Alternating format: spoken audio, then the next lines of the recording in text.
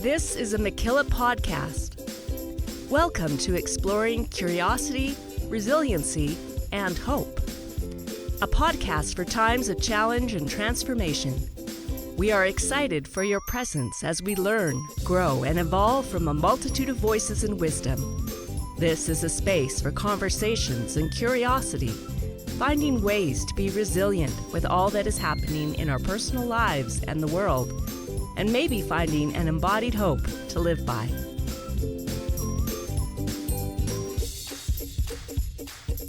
We join our host, Trevor, in conversation with Reverend Shawn Sanford Beck, who is also known as the Green Priest.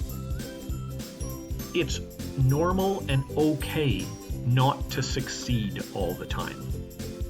And for eldest children who are used to pushing through and being overachievers, sometimes just sort of getting sat flat on your ass and knowing that you're totally useless at a given task, it's actually okay. It doesn't mean that you're not a beloved child of God. It doesn't mean that you're incompetent. It doesn't mean any of those things. Shawn has been living off-grid near Murray Lake, Saskatchewan, but has just joined St. Andrew's College in Saskatoon, Saskatchewan as the college's student recruitment officer. He's the founder of the Ecumenical Companions of Sophia, an informal web of spiritual seekers looking for wisdom. Shawn is an Anglican priest as well as a Christian Druid who connects with the deep energy of nature while holding traditional Christian beliefs. He has written a book exploring this entitled Christian Animism. We were in conversation with Shawn just before he moved into the urban life again. Well, Shawn, welcome to the podcast. It's an honor and a privilege to have you part of the conversation and to share your wisdom and your life experience today. As we start today, what would you like people to know about you, just to get a picture and a feel of your energy? Oh, that's a good question. Well, first of all, I'm glad to be with you, Trevor. I'm glad we finally made this connection. So I am, right now I'm calling myself an ecumenical priest. I'm in a sort of a transition zone, so I have to invent some of my own titles, and I've chosen ecumenical priest. I was ordained Anglican, so I've been an Anglican priest for quite some time, but I've stepped out of the Anglican world and am moving back towards my United Church roots, but I'm not a United Church minister. So right now, I just call myself an ecumenical priest. I'm an animist, and that's something that we'll probably talk a little bit about. I'm also a member of the Order of Bards, Ovates, and Druids, which is an international order of Druidry. I'm a father and a husband, and right now I am a homesteader as well. So we live off the grid on the shores of Murray Lake, just north of the Battlefords in Saskatchewan. So right now, when I look out my window, I see the lake, which is starting to freeze over, but still open. The water's flowing right now. The gardens have all been sort of put to bed. The harvest is done. We got our oats all brought in. We do that by hand. Do pretty much everything by hand, actually.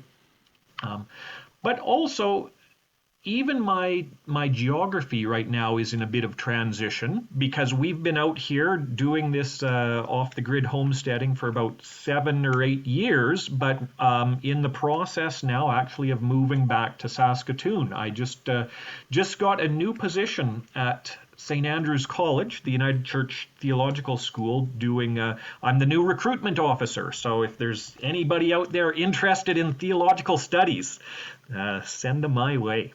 So that's a little bit of sort of who I am, just in a bit of a nutshell. Sort of a transition zone right now in many ways. Yeah, it sounds like you're in the liminal zone. Yeah, which is always where creative things happen, I know. And yet not being a very patient person, can be a bit of an awkward place from time to time. It is, and in some ways, I really resonate with what you're saying, that you're in the liminal zone, and what a breadth of experience you have. We could just go so many places with what you shared in in this first part. I mean, homesteading and talk about life experience. I mean, just with that, what have you learned about curiosity and resiliency in living off the grid? Well, I realize, so we've had some big learnings. I mean, obviously it's way different than anything I've ever experienced. I grew up in the country, but not off grid. I grew up on an acreage. We weren't a farming family, but I had country experience. So when my wife and family and we started talking about sort of exploring off the grid life and back to the land, I was sort of like, oh, I'll be fine with that. That's, I'm used to that sort of thing. And Janice, who grew up in the city, I thought she would be having trouble with it. It turns out that actually one of the first things I discovered is that I'm not a gardener, nor a very good farmer. I ended up becoming much more of a city boy and a book boy. And so really being out, where we have to haul all of our water out of the lake and filter it for all of use. We have to, cut and chop the wood. We don't have any heat other than wood heat for cooking or heating. We have a little bit of solar power, but not too much. And when you've got 5 people in a household competing for solar energy use for all their computers and devices, it can be a bit of a bloodbath at times. So all of those pieces, those were big learnings that made me recognize very quickly some limitations on what I thought I could do. And then, once I hit walls of limitations, all of a sudden I really had to change my expectations. So it's been for me, a story of growth through struggle, I think, this past 7 years. Yeah. Did you ever lose hope in those 7 years? There were times, I think, when I would experience some real lows that would I'm used to in my life being a bit on the melancholy side anyways, but there were times where there'd be sort of a couple of weeks at a time where it would just be, I wouldn't say loss of hope, but where the embers of hope grew a little bit dimmer than I like in life. So but not full loss, I don't think. Okay. And like, as you look back now, did you learn something about those times, or what did they teach you? Yeah, well, I think one of the main things is just that it's normal and okay not to succeed all the time. And for eldest children who are used to pushing through and being overachievers, sometimes just sort of getting sat flat on your ass and knowing that you're totally useless at a given task, like, it's actually okay. It doesn't mean that you're not a beloved child of God. It doesn't mean that you're incompetent. It doesn't mean any of those things. And I found, if there's a way to just breathe through it and be patient with that state of failure from time to time, there's actually a lot of growth that can come from that. That's what I've found. Yeah. Wow. That's really simple what you're saying in some ways, but it must take some work to find that place to accept, falling on your derriere. Yeah. I mean, it's been a lesson in humility. And I don't mean to say that the whole time has been like that. I mean, there's been lots of really beautiful and interesting and positive things about living on the land like this. But it also, there's a lot of humility inducing things too. Oh, yeah. I mean, it's a real letting go of control in a way. Yeah. to live on the land. What drew you to try this as a family? Janice and I had been talking about it for a number of years, and we'd sort of gone back and forth on it. And usually, when one of us was really sort of secure in our job, the other one would be yearning to try something new, and vice versa. But finally, we hit this point in time where we were both sort of at the same place. We were both saying, yeah, this is the time to try this. And we had gone out to the farm where we live, and we're not alone on that farm. This is somebody else's farm. So we met the people who are on this farm. We got to know them like just really quick over the course of an afternoon, and we just sort of fell in love with the land. Both of us sort of said to each other on the drive home, we said we should talk to them and see if we could come and sort of pitch tent in there and form an eco village with them, that sort of thing, And the neighbors were the folks who own the land and farm here. They were willing to take a risk and give it a go, and said, "Yep, come on out. There's another house you can live in. Let's see what happens." And so that started sort of our 7-year adventure of just trying this thing. It was a bit crazy. Lots of people thought we were crazy. We tend to do sort of adventurous things in our lives, not free fall skydiving or anything, but just we've always sort of made decisions that maybe don't make sense to a lot of people, but we just figure life is too short. You got to try some things along the way. And was there anything like from what was happening spiritually for you, or other things in your life that sort of had that yearning for you guys to try this 7-year? I don't know if you call it an experiment or not, but this 7-year way of living. Yeah, well, both of us have always had a real interest in spirituality and ecology. For Janice, it's very much about food growing, food security, the spirituality of food production. For me, it's been much more about relationship with non-human people. So the winged people, the tree people, the beings on the earth that we often don't notice, or if we do notice, we tend to notice them as natural resources rather than as our relations, our cousins. So we had both been, we had deep roots in that sort of eco-spirituality. And when this opportunity came up, we decided, okay, it's time to really give this a try and see if we can put some flesh of experience on the bones of theory, so to speak. So you were talking about the winged creatures and the what people in our province of Alberta really look at natural resources in the worst way. Yeah. Sometimes. We do too. So Saskatchewanians are just as bad. Okay. Yeah, and so this ties. Tell me if I'm not following this right, but this ties into your journey with Christian Animism then too. Yeah, definitely.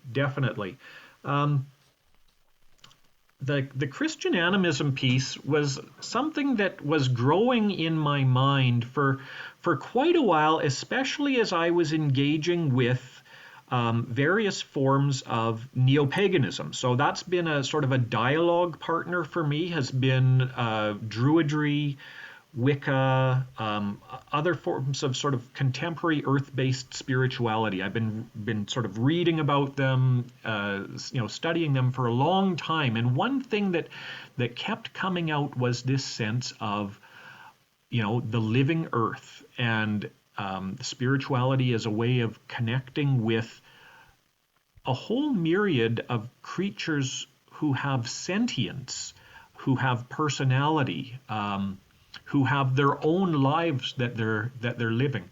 So that piece about animism, I played with mentally for quite a while, and then I realized, this is actually something that could work with Christianity. Christianity has had a long history of sort of bad-mouthing animism because it tends to confuse it with idolatry. It tends to confuse relationship with other creatures with worshiping other creatures.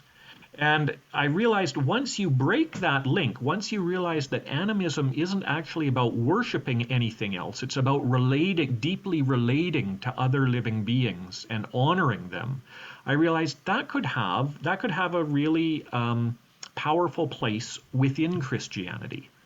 So I did a lot of work, did a lot of reading and study, and then I ended up writing this little book called Christian Animism. It's sort of the first. I'm proud of it because it's the first published work that actually tackles this subject, that names this issue. There are some other folks who are now starting to write more about it, and there are some Facebook groups of people devoted to this topic. But it was sort of neat. It was the first one to break ground with that. And how would you from like your book sort of define Christian animism? Well, it in some ways it's a straightforward definition. I'll sort of read a bit of the passage where I define animism and Christian animism, and then maybe I'll unpack it a little bit after I read this. So I write in the introductory chapter. I write, I find that animism is a useful term, set in the context of a worldview which sees spirit as the interiority of matter, rather than its dualistic opposite. Animism can be reclaimed as a concept which sees the natural world as sentient, personable, and very much alive. It helps us to experience and understand each created entity, from a prairie gopher to a rocky mountain range, as a person, someone to whom we are related. That is basically what I mean when I use the word animism. Christian animism, then, is simply what happens when a committed Christian engages the world and each creature as alive, sentient, and related, rather than soulless and ontologically inferior. However, that's not really simple, is it? This type of stance vis-a-vis the natural world would have enormous implications for all aspects of Christian belief and practice. What would liturgy look like, for instance, if we knew that plants, animals, and whole ecosystems were co-worshippers with us? How would our eschatologies change if we had to make room in heaven for the entire created order? Would our ethical processes morph if love your neighbor now included cows, plankton, and all manner of creepy crawlies? And what does pastoral care look like for trees anyways? All of these and more are questions which a Christian animist perspective must engage. So that's sort of how I define and introduce Christian animism just a little bit there. And it's that type of definition builds on this really important animist scholar named Graham Harvey. He defines animism like this. He says, the animist inhabits a world that is filled and teeming with persons, only some of whom are human. And I just think that's an interesting way to look at the world, that it's filled with persons, only some of whom are human. Mm-hmm, mm-hmm. Yeah. It reminds me of moving our I guess consciousness, or how we relate to the world, from object to more subject to subject. Definitely, yeah. And I mean, Buber had it right when he talked about the I-thou relationship rather than the I-it relationship. I think a lot of people thought he was talking just, in metaphors when he talked about his relationship with the trees. But in reality, that's, we're talking about real relations, not just metaphors. Yeah, I was as I was listening to you, but also in preparing for this, and also after reading your book, I'm really keenly aware when I look at the Christian sacred literature, we call it scripture, but of the little places where there is this theme that you've talked about. Like, Mm-hmm. for instance, like in Job 12, chapter 12, it's a story of hopelessness for a while. Right. It, one of the questions is asks, but or said it says, but ask the animals and they will teach you, or the Mm-hmm. birds of the air and they will tell you, or speak to the earth and it will teach you, or let the fish of the sea inform you. I Yeah. mean, Yeah. is that fitting into what you're talking about? It definitely is, and the wisdom literature, especially of the Hebrew scriptures, the wisdom literature portions, like Job, like the Psalms, like Proverbs, even like some of the apocalyptic passages, all of those do present images of the world very much alive and able to interact with us. And I think it's, part of it is our imaginations have tended to be captured by a view of the universe that's very mechanistic. And so when we read passages like you just read from Job, or when we read from the Psalms that the trees clap their hands and the hills jump and skip like lambs, we read those as if they're metaphor, as if, Mm-hmm. the scripture writer couldn't actually mean that, like, because obviously nothing else has souls except for humans. So we read it with those blinders and we think, this is just a poetic fiction. Whereas I actually think the scriptures are describing something foundational about how the cosmos actually works and who is part of the cosmos. And then what I hear you, which I find delightful from my perspective, is that if I hear you right, the implications, or what you're saying is that there are spiritual and experiential moments where you can actually hear the trees clapping, Yeah, for instance. yep. Yeah, and I think there are ways, there are spiritual disciplines that allow us to hear and speak with the living earth and its beings more clearly. Um, I think there's forms and types of meditation that help us um, cleanse our imaginations, I think, and free our imaginations, so that as we hear those sounds of nature, they actually translate for us into actual words, or if not words, at least strong perceptions of communication. Some people describe feeling emotions from not only animals but also plants and ecological features in the landscape. Some people do this in terms of seeing visions of these beings. Other people actually do hear voices. So I think there are ways we can be more open to have those conversations with the other persons that inhabit this world. So, living on the land, have you had some of these experiences with the persons that are in your backyard or the Yeah. lake? What's it like? Well, to be honest, it's both awesome when it happens, but because I'm also very much formed in typical Western scientific materialism, it's also a bit jarring too, because part of me goes, oh, did I just imagine that? What's Mm-hmm, going on there? mm-hmm, Did it yeah.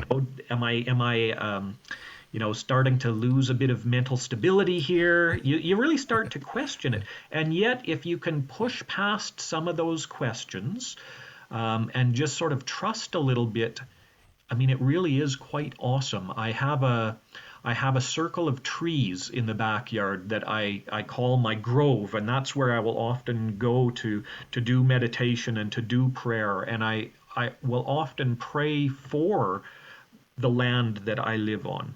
And sometimes I I can feel so strongly those trees right around me that it feels a bit like when you're sitting in church and you're praying, but you're very aware of the people next to you, even if your eyes are closed. You just know they're there and they're praying with you. I have had many times that experience with the trees of my grove, where all of a sudden it just feels like we're all a congregation together, praying for the wider landscape. It's pretty cool. It doesn't happen all the time, but like I say, when the imagination is open to it, it does happen more often than you would think. Yeah.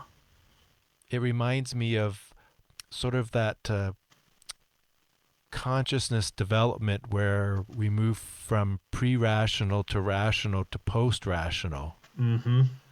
And in a way, when I hear you talk, I hear that these spiritual experiences are not pre-rational, like, metaphor or mythic or magical, but they're a post-rational experience of the living world.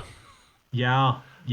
No, that's what it feels like. And like when I say feel, I can almost sometimes feel it in my body. I can almost sometimes feel that shift of where the rational mind sort of drops down, like an elevator going down a bit. It sort of drops down into the heart, and that's where the post-rational kicks in. For me, I don't know how others experience this. It doesn't leave the rational behind totally. That rational is always there, but it quiets it. It sort of puts it to the sideline a bit and lets a whole other realm of perception and experience come into play. Yeah.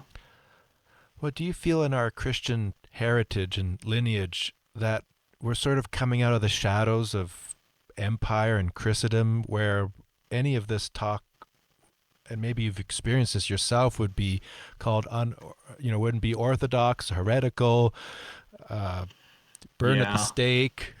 Well, yeah, and I mean, I must admit, I have had fellow clergy accuse me of not just heresy, but demonology. I've been questioned sort of by house of bishops at different times. People get really nervous about this stuff. At heart, I'm a systematic theologian, so I'm actually very careful in how I explore some of these topics. But it just seems to me that animism is a valid, like a theologically valid path, even within Orthodox Christianity. It's just a path that's been forgotten. And I think because it's been animism has been a foundational part of some of the other spiritualities which Christianity and Christian empire have just rolled over and totally decimated. I think animism has been collateral damage of that sort of full frontal attack against other forms of green and indigenous spirituality all over the world.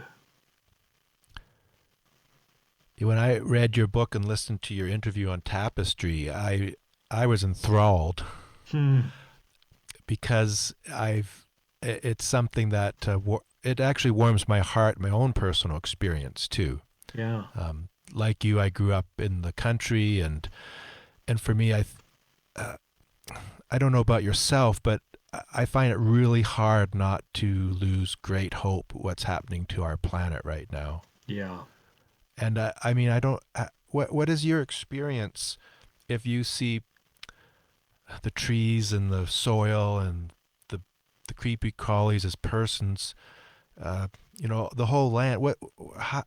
What's your experience of what's happening to our world ecologically, environmentally these days? And how do you find hope to somehow that we might be transformed as a human species to live in greater harmony? Well, I mean, I think my hope comes in from several different streams. One is the understanding that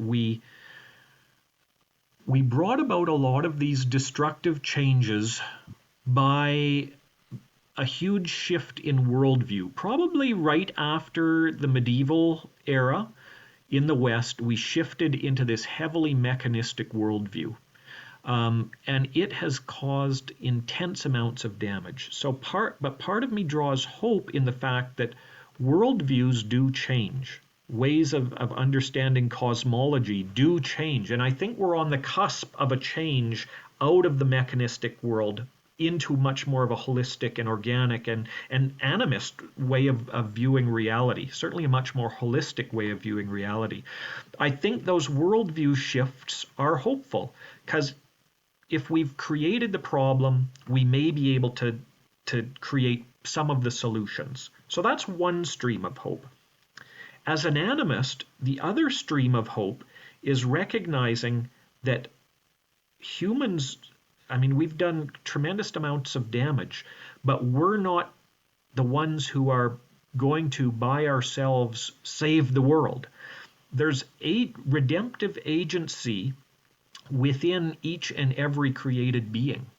So I sort of think of it like that, the first phrase of the United Church, the New Creed, where it says, "We are not alone. We live in God's world." And by that, I experience that not just that God is in the world and so we're not alone, but also the world is filled with a teeming number of other persons, right? So the forests themselves are not just standing idly by, burning, They in times of crisis, they go deep into their roots, and then when after the fires, you see them regrow, and it's amazing. Multiple species, they're not just passive victims of human domination. They have agency of their own. And so when I see myself and us as partners with multiple other resilient species and persons, never mind the ancestors and the nature spirits, like that's a whole other story. But there's this whole, the scriptures call it the host of heaven, right? I see that as the host of the green earth and of heaven. We're not alone in trying to sort of resist the forces of empire and domination. So sometimes, yes, it feels like we're getting our butts kicked and the world is going to hell in a handbasket. But I think in the hidden realm, the story isn't over. And that's where I draw a lot of resilience and hope from that.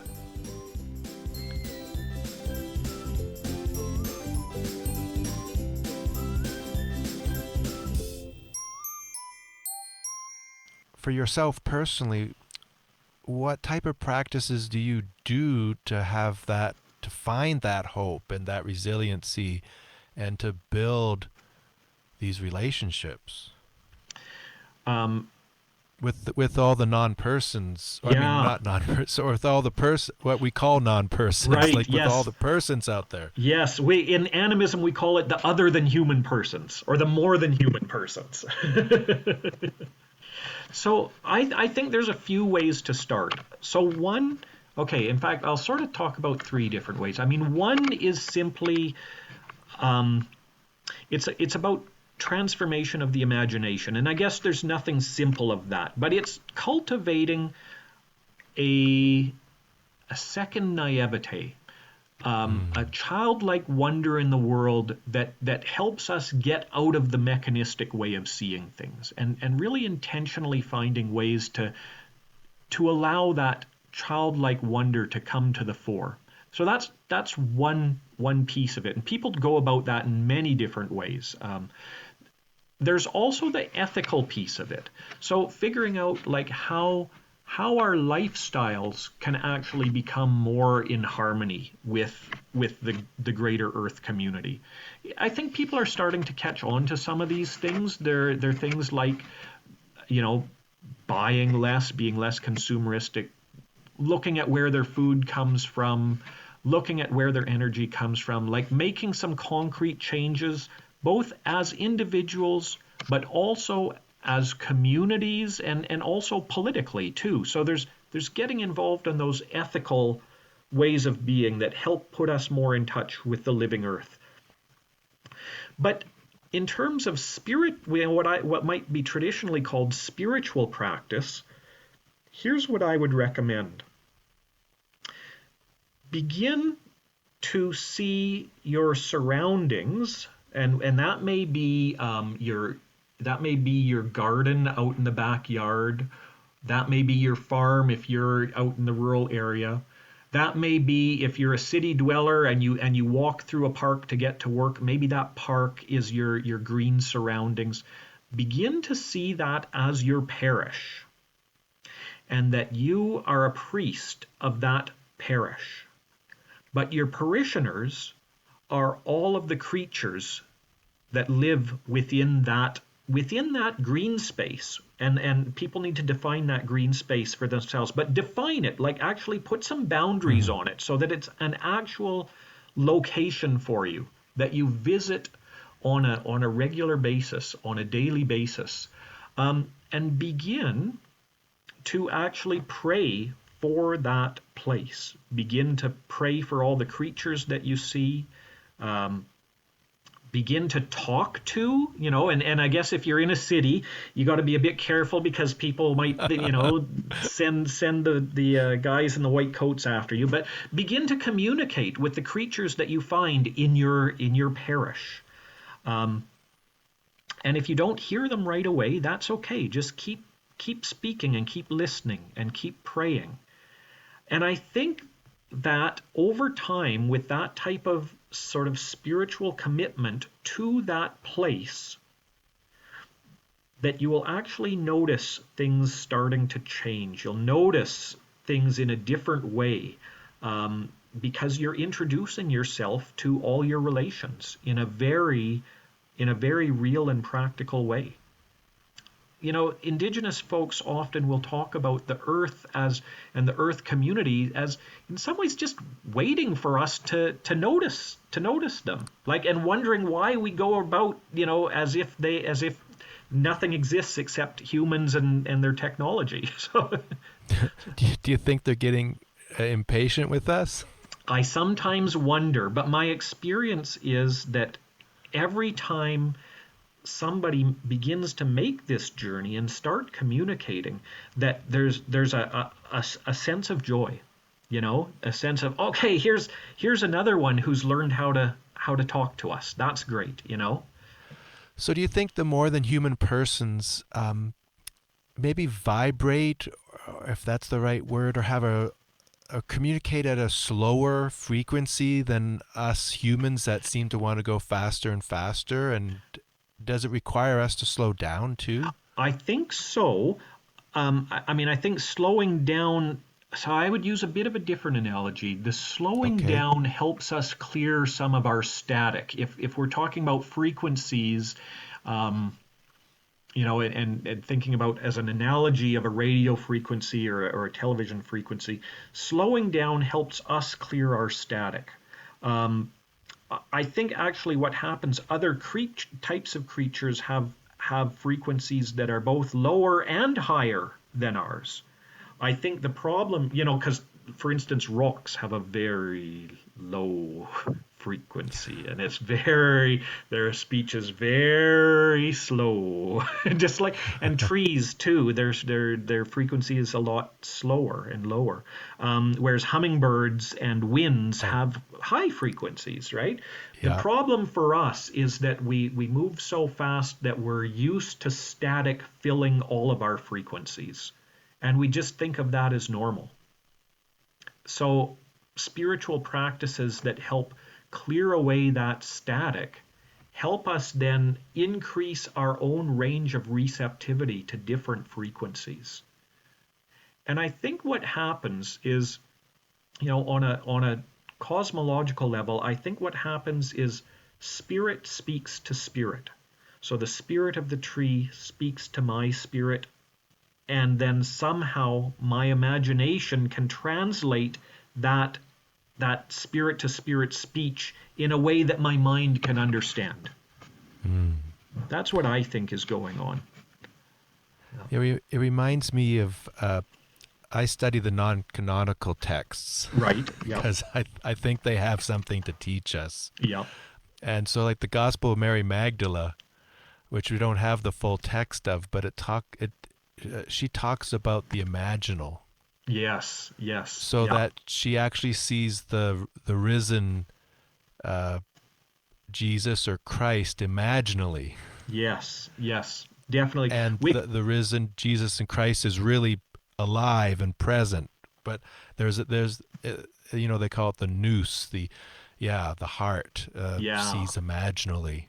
That's right. Which is and we in the West especially, we're not used to that category. We're used to the category of imaginary, by which we often mean not real, right? I mean, people are, it's just your imagination. But the imaginal is this, it's this realm in and of itself that I think exists in the borderland between body and spirit. That it's its own realm that we access through our imaginations. But it's not imaginary in the sense of not real. It's just more real than what our senses can usually deal with. Yeah. And do you think part of it is the process of this type of awakening? It's probably for everybody, but does it require sort of unhitching or maybe including and transcending? There's lots of terms for it, like one's lower self or one's ego or idealized self. Like there's a way that maybe that's the static or noise that prevents us from having these relationships. I think so. I like, and I'm not sure who used the phrase first. It may even go back to the Celts, but the sense of cleansing the eyes of the heart. It's wiping clean the lenses of our emotions and imaginations. I think it does have to do with decentering the ego, if not totally detaching. I don't know if we ever detach from the ego or the lower self, but at least decentering it, and allowing the eyes of the heart to be cleansed by the Spirit. Yeah. And so when you're out on the land, your land, or the land you're sharing with your neighbor, what does it feel like when the eyes of your heart are cleansed in a moment for you? Does it come upon you suddenly, or are you surprised, or sometimes what does it feel like when that happens? Sometimes it's a total surprise, because I may be thinking about something very different. I may be thinking about what's for supper, or how much wood I need to bring in for the fire that night, or whatever, and all of a sudden, boom, a squirrel sort of natters at me from the tree right there, and all of a sudden we're in this conversation. Sometimes it's a surprised by joy type moment. Other times it comes within my regular practice. If I'm down getting water at the beach and I do a blessing of the water, I'm sort of open and expecting that there will be some communication. Sometimes it doesn't happen, but oftentimes it does. And so there's this it's not as much of surprise at that point. It's more like when you go knocking on your neighbor's door, and lo and behold, she opens the door, and you have a little conversation. It's just it. Yeah. It, in some ways, it feels very natural. It just feels like you've come home to your neighborhood that's now filled with more neighbors than you ever knew you had.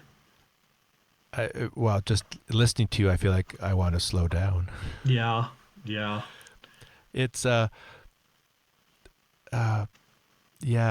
remembering growing up in the farm and going visiting a neighbor, and they invite you in and you have a coffee. Yeah. And then often in the old days you get a treat too, like there's this communion. Yeah.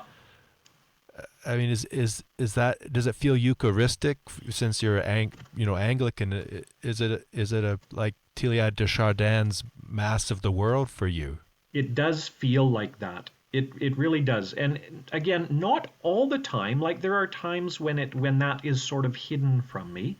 But there are moments where it just sort of breaks through. Like, for instance, when I'm doing a water blessing, I actually have a little chalice that I use, and I as I lift the water up, um, and say the blessing before putting the water back into the lake, I'll take a sip of it and I'll offer it to the guardian of the lake, the lady of the lake who is there too, and it feels like we are having communion together.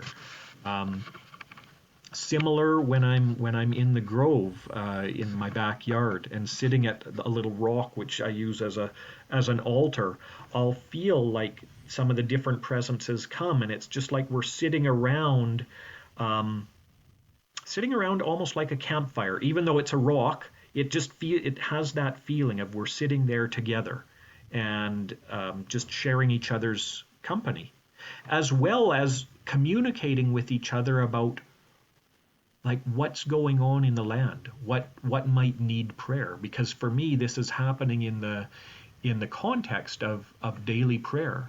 So as I sort of hear from these other beings, there's sometimes a suggestion of, we need to send some good healing energy out to that quarter, or the lake needs a bit more energy, good energy today. So and I know not everybody will experience that type of thing. This is probably because I'm a priest, so I just I sort of work in that ways. But I think it's a call to all of us to exercise what we've called the priesthood of all believers. In some ways, I think it's the priesthood of humanity.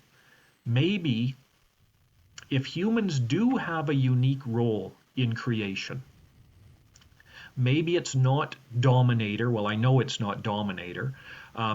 Maybe it's not even steward, which implies a sort of a management role. Maybe it's actually priest.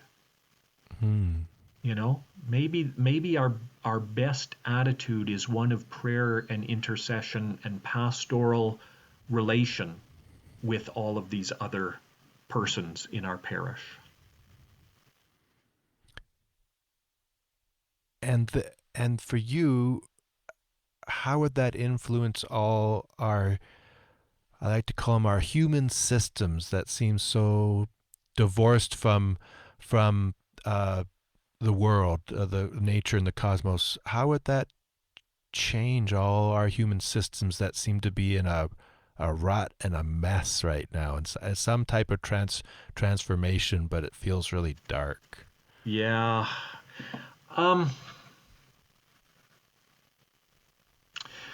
Again, I think it's we don't act on behalf of things and beings that we don't love. And we don't love beings whom we don't know. So I think that's sort of an obscure way of saying that as we come to actually know and love intimately these other beings, places, ecosystems, trees, plants, we begin to take all of them into consideration when we're making decisions within the human world. Now, how much, there we're back to, well, how much does any given individual have influence over the systems of domination that we deal with, right? Oh yeah, tell me. Yeah. I mean, like in southern Alberta here, it's hard not everybody's this way, but for myself not to get personally sort of, I call it, not to go into rage, but, they're wanting to reopen coal mines.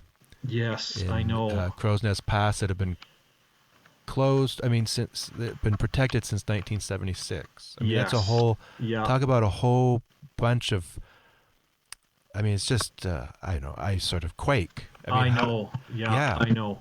So, something really practical though that I think might be a way to that we, especially for non-Indigenous folks, I think it may be really important for all types of reasons, but especially for this type of reason, for us to begin to really build strong alliances with Indigenous people, because they've been fighting these battles for so long. And you talk about resilience and knowledge and innate connection with all our relations. Like, Indigenous folks will be our teachers, and if we can find some way to come alongside them in the work of resistance that they are doing, to save and protect their own lands, I suspect that will be the way we can have the most impact, is simply by standing beside our Indigenous sisters and brothers.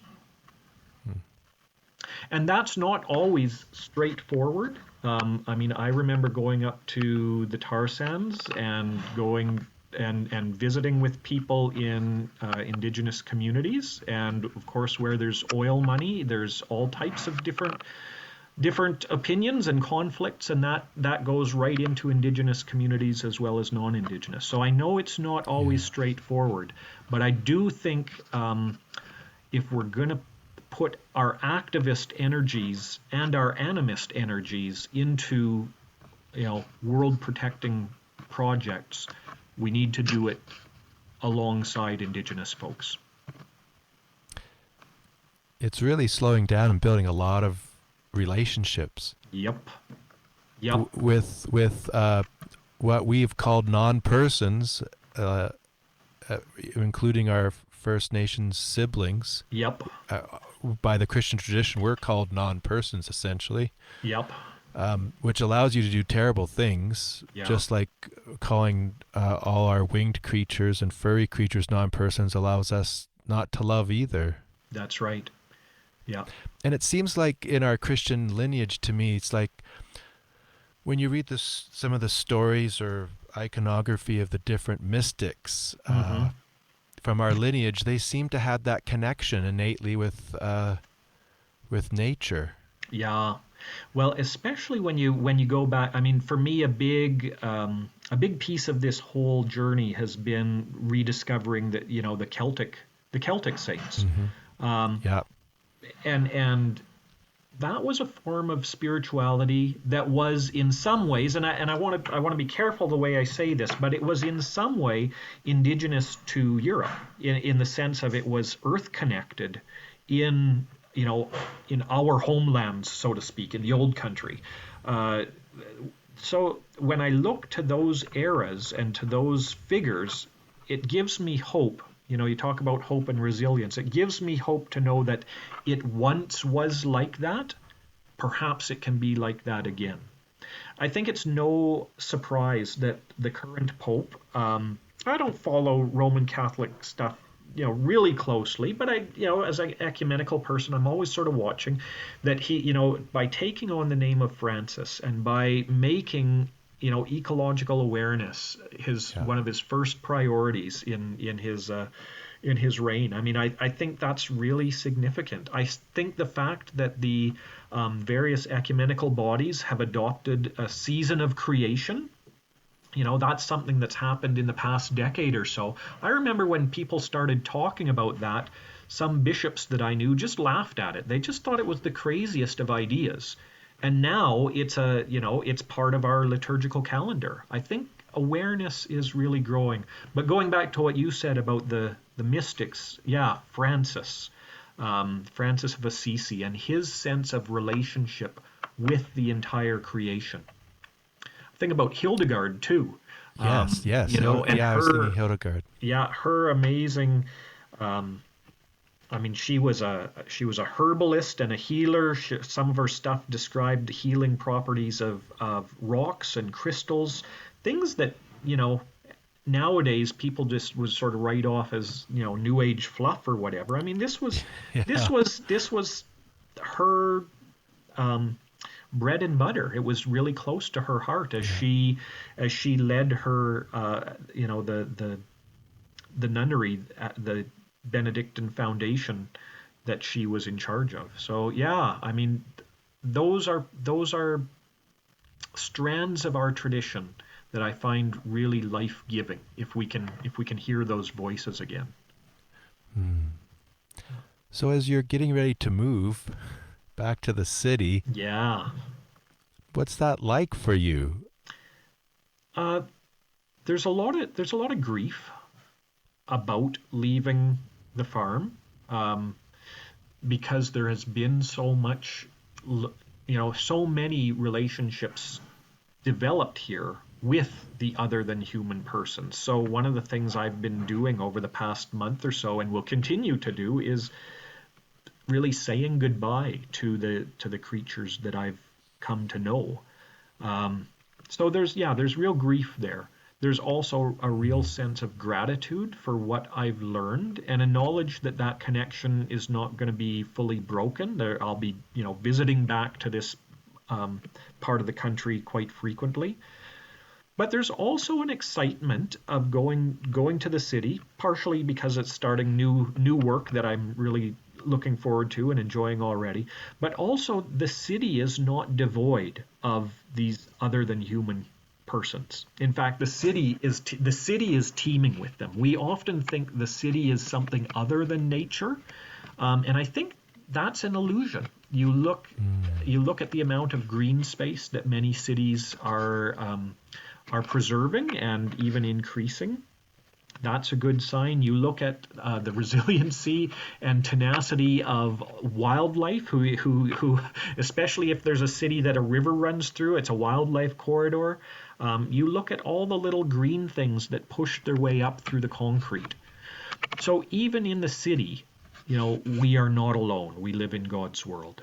And that world is full of all types of, green neighbors just waiting for me to re-engage with.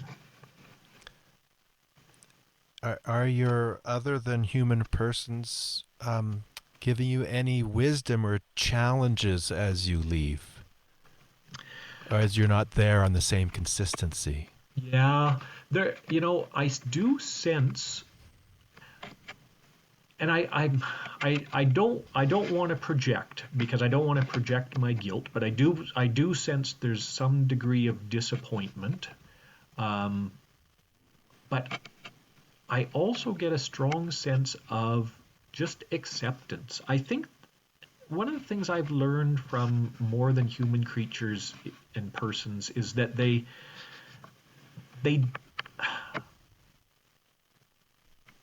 ego isn't quite their issue like it is for us. There's much more of a Tao, of a what is, what shall be. Change, the world is change, and that's just part of reality. So I think I'm taking that as a bit of a gift. I experience it as a forgiveness in leave taking, but I think it actually just as maybe what I would call a holy detachment that that other than human persons have. Is there anything else you'd like to say to us or share with us in this conversation? Lots of things. I mean, we could go in so many different directions. We've just sort of scratched the surface on some of these things. But I would say, you've brought up the element of hope several times. My biggest thing would be to keep coming back to this sense that we are not alone, right? That, for me, that's just been a sanity saver, a life saver. Not only is the Spirit of God present and working towards healing of the earth, but every person, human and otherwise, is striving towards that as well, and the transformation is coming. You can see it happening in many different ways. Pay attention to those green shoots of new life, because the transformation is coming. That is really hopeful. I hope so. I really appreciate that. Thank you. Well, it's so easy to lose hope sometimes. You might. We don't have cable TV. Right. I've never had it actually my whole life, but but we have the internet, and you can, what do they call that? Doom scrolling now? Oh yeah. Oh, it's a big I don't thing. know. But and maybe where you live out there with less power and less Yeah. time and bandwidth, you might limit. Does your family limit that sort of exposure? We do. I mean, we certainly have it, but it has to be limited. So, we try not to waste. We try not to waste what we do have on the doom scrolling because it doesn't Yeah. really go anywhere. I mean, when you move to the city, you might have a lot more access to the technology that speeds up and puts noise in front of the eyes of our hearts. It could, yeah. I mean, that's going to be a challenge for sure. And going into new work, while it has its many joys, it can also be a bit distracting from some of the spiritual learnings that I've gained over time. So the challenge for me is going to be trying to keep my ears and eyes open, keep the eyes of my heart cleansed, and make sure I find that daily walk to go on and start introducing myself to a new parish. Have you touched base with your ancestral lineage that flows in you? Yeah, I have, and this is something that's been fairly recent. I'd never really thought much about ancestors before, but again, because I kept hearing it from sort of indigenous friends and neighbors, how important ancestors were. I thought, well, okay, what's this all about? And so when we first went out to the farm and I started really running into trouble in terms of challenges and limitations, I all of a sudden became very aware of my grandparents who had been on the farm and who were good farmers, right? So that was one, and I sort of had a strong sense that they were if not cheering me on, at least giving me gentle support. That opened me up to thinking about, what are the spiritual lineages of ancestors that we carry. And of course, as settlers, that's a complicated history. We know what some of our ancestors were involved with in terms of the colonial project. And so, one of the things that I've been trying to work on, and in fact, I wrote a fairly extensive piece recently on how we can go about extending the apology. The church's extended apology to residential school survivors. How do we go beyond apology to the survivors and their descendants and actually apologize to the ancestors that were wounded by our ancestors? How do we, I think somehow spirit extends backward and forward in time, and there's something about doing ancestral work that needs to be a part of our reconciliation practices. I don't quite know, frankly, I don't know what that looks like, but it's been coming to me lately that this is another piece of work that we need to start thinking about and figuring out ways to practice that. Yep.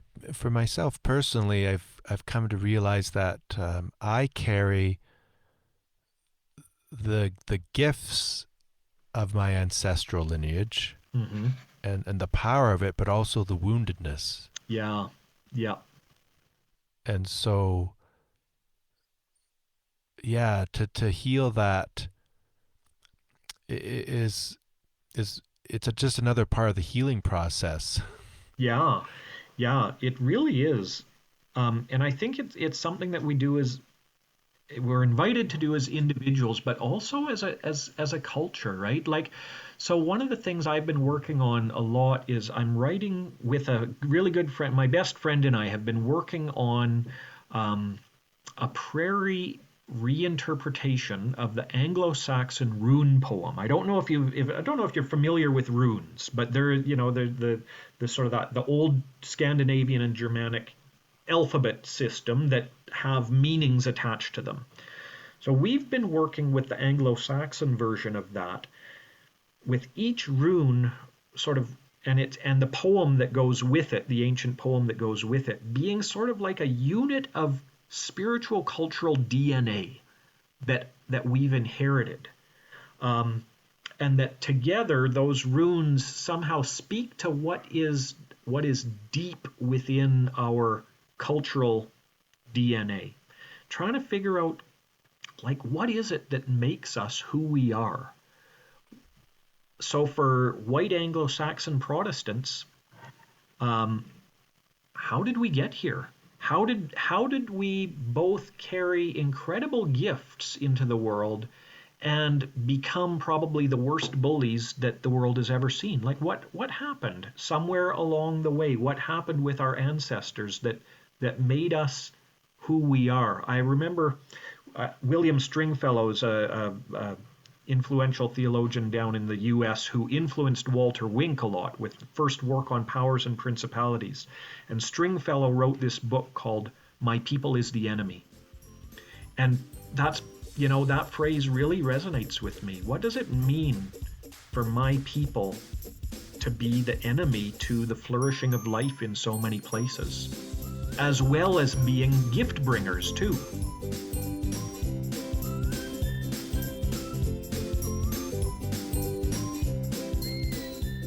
What sparked your curiosity in this episode? Do you sense a resiliency that was hidden before? From the conversation, where is hope leading you? If you are enjoying this podcast, please subscribe, consider rating it, and sharing it with family and friends.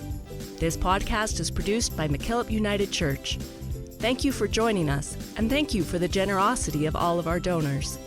If you want to support this podcast, go to patreon.com or mckillopunited.ca/donate. Peace and blessings to you.